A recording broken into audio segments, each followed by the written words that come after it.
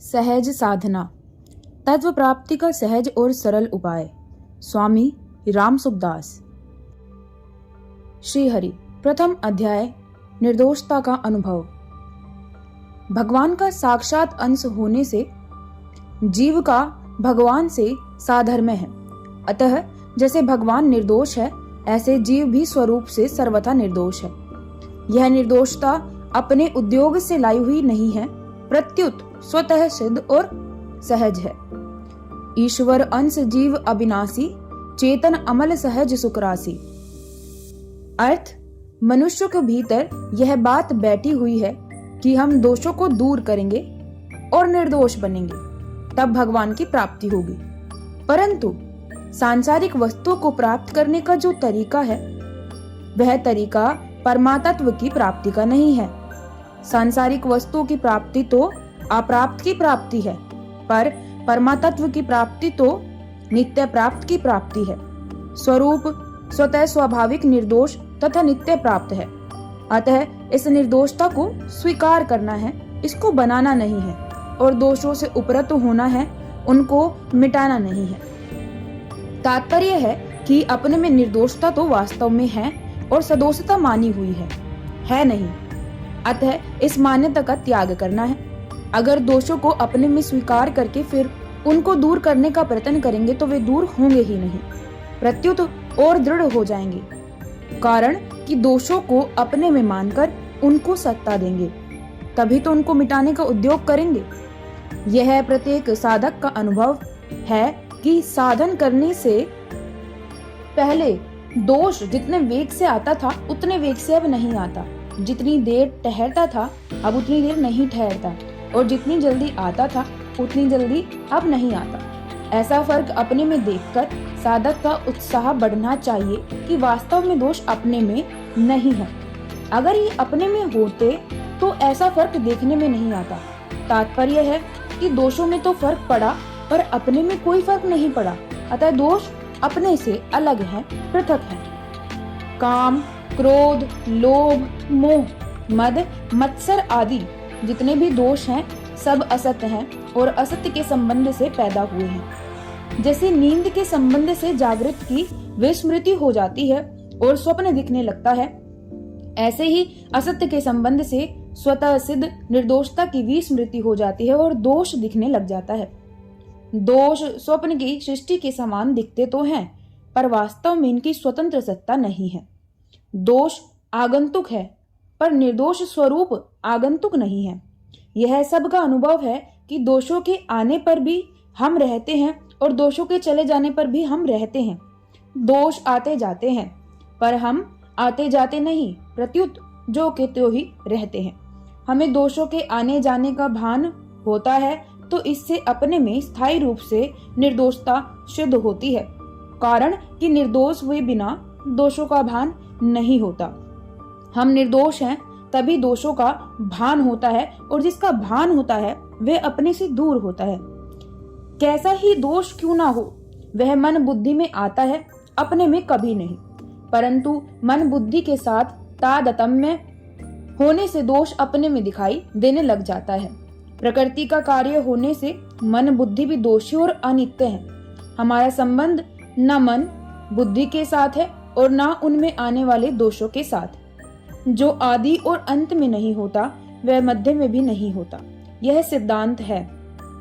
आदावन्ते च यनासति वर्तमान अपि वर्तमाने अपि तत्तथा। जैसे दर्पण में मुख पहले भी नहीं था, पीछे भी नहीं रहेगा, और वर्तमान प्रत्यक्ष दिखने पर भी वह वास्तव में नहीं, ऐसे ही अपने में दोष पहले भी नहीं था, पीछे भी नहीं रहेगा, और वर्तमान में दिखते हुए भी वह अपने में नहीं है। जैसे दर्पण में मुख की प्रतीति है, ऐसे ही अपने में दोषों की प्रतीति है। वास्तव में दोष है नहीं। जैसे अपने में दोष नहीं है, ऐसे ही दूसरे में भी दोष नहीं है। सबका स्वरूप स्वतः निर्दोष है। अतः किसी को दोषी नहीं मानना चाहिए, अर्थात निर्दोष स्वरूप की तरफ ही स्वतः दृष्टि रखनी चाहिए।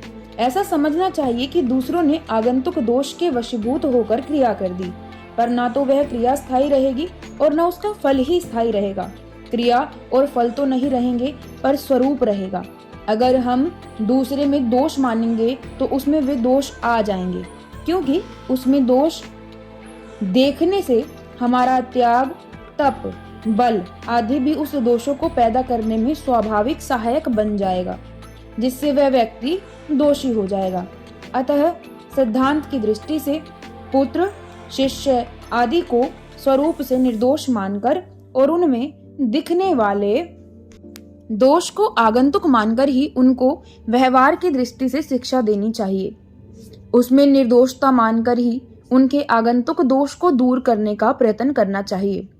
अगर मन बुद्धि में कोई दोष पैदा हो जाए तो उसके वश में नहीं होना चाहिए। त्योर्न वशमागच्छेत, अर्थात उसके अनुसार कोई क्रिया नहीं करनी चाहिए। उसके वशीभूत होकर क्रिया करने से वह दोष दृढ़ हो जाएगा, परंतु उसके वशीभूत होकर क्रिया न करने से एक उत्साह पैदा होगा। जैसे किसी ने हमें कड़वी बात तो कह दी है पर हमें क्रोध नहीं आया, तो हमारे भीतर एक उत्साह, प्रसन्नता होगी कि आज तो हम बच गए।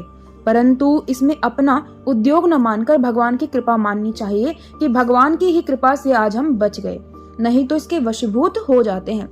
इस तरह साधक को कभी भी कोई दोष दिखे तो वह अब उसके वशीभूत ना हो और उसको अपने में भी ना माने। मूल दोष है मिली हुई स्वतंत्रता का दुरुपयोग। हम असत्य की सत्ता मान भी सकते हैं और नहीं भी मान सकते। छल, कपट, हिंसा आदि कर भी सकते हैं और नहीं भी कर सकते। ये मिली हुई स्वतंत्रता है। जब से हमने इस स्वतंत्रता का दुरुपयोग किया तभी से जन्म मरण आरंभ हुआ। अब इसका दुरुपयोग ना करने से ही जन्म मरण से छुटकारा होगा। इसलिए साधक को चाहिए कि वह मिली हुई स्वतंत्रता का दुरुपयोग ना करे। दुरुपयोग ना करने से निर्दोषता सुरक्षित रहेगी।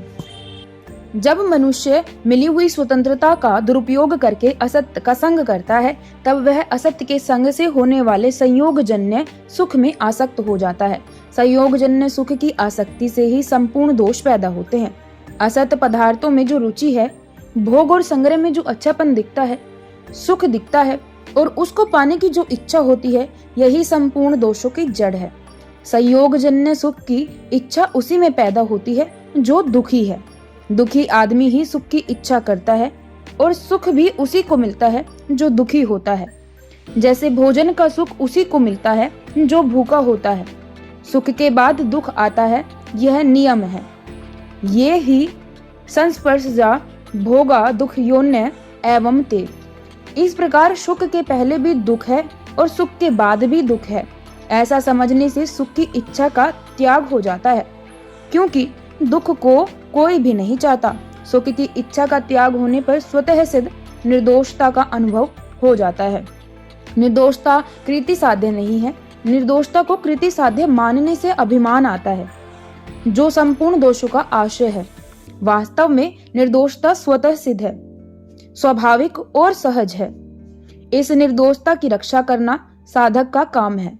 निर्दोषता की रक्षा करने का तात्पर्य है अपने में निर्दोषता को निरंतर स्थायी रूप से स्वीकार करना और अपने में दोषों को स्वीकार ना करना।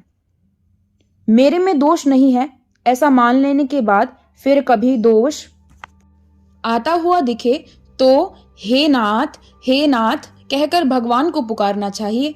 भगवान अपने शरणागत भक्तों को योग और क्षेम का वहन करते हैं। योग क्षेमम वहामय्यम, अर्थात निर्दोषता की रक्षा करते हैं और आगंतुक दोष को दूर करते हैं। फिर हम चिंता क्यों करें? जिसकी कृपा से हमें अपने में निर्दोषता का ज्ञान हुआ है, वही उस निर्दोषता की रक्षा भी करेगा। इस प्रकार भगवान की कृपा को स्वीकार करने से दोषों का आना जाना भी रुक जाता है।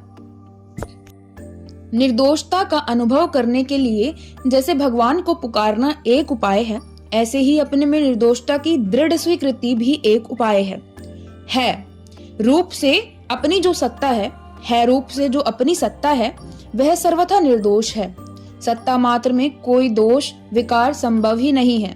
उस निर्दोषता में सबकी स्थिति स्वतः है, स्वाभाविक है, सहज है, नित्य है और स्वयं सिद्ध है। अपनी इस निर्दोषता को दृढ़ता से स्वीकार करके बाहर भीतर से चुप हो जाएं। चुप होने से अर्थात निर्दोष सत्ता को ही महत्व देने से दोषों के सर्वथा अभाव का अनुभव स्वतः हो जाता है। यह अनुभव एक बार हो जाने पर फिर सदा के लिए वैसा ही रहता है, क्योंकि यह अभ्यास नहीं है, प्रत्युत वास्तविकता का अनुभव है।